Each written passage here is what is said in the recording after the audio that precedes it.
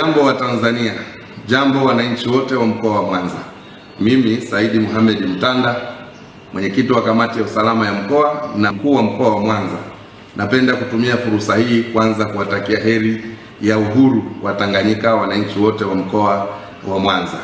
Aidha, nitumie fursa hii kuwashukuru sana wananchi wote wa mkoa wa Mwanza kwa kuendelea kuitikia wito wa serikali wa kuwataka kufanya kazi zao kwa amani na utulivu katika siku hii ya 9 Disemba, na wale ambao hawana majukumu mengi ambao hawana dharura kuendelea kusalia nyumbani na kuendelea kufuatilia shughuli mbalimbali kupitia televisheni na njia nyingine. Aidha, muda mfupi uliopita nimeona clip ikiwa inazunguka katika mitandao ya kijamii inayoonyesha kikundi cha wanajeshi wakiwasikiliza wananchi ambao wanatoa hoja mbalimbali.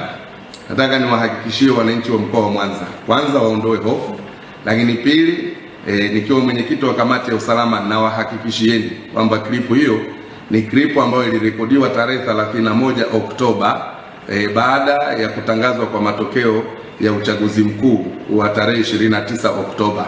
Ilikuwa ni siku 3 baada ya uchaguzi mkuu. Kwa hivi sasa na kwa hivi leo na hapa ninapozungumza nikiwa katika ofisi ya mkuu wa mkoa, saa 6:18 vyombo vyetu vya usalama vimenihakikishia, na mimi mwenyewe nimejiridhisha. Nimepita maeneo na mitaa mbalimbali nikiangalia baadhi ya wananchi wachache wakiendelea na shughuli zao, lakini hakuna mkusanyiko wowote unaoendelea na wala hakuna taharuki yoyote katika mji wetu wa Mwanza. Nimekuwa nikipata simu nyingi, siwezi kujibu simu moja moja. Kwa ujumla, nataka niwahakikishie Watanzania na wananchi wa mkoa wa Mwanza wawe na amani.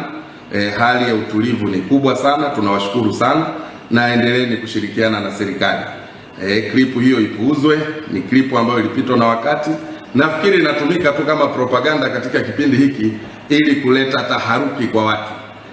Lakini hadi hivi sasa saa 6:19 ninapotoa taarifa hii nikiwa katika ofisi yangu ya mkuu wa mkoa wa Mwanza. Kwa hiyo Watanzania na wana Mwanza, kuweni na amani, endeleeni.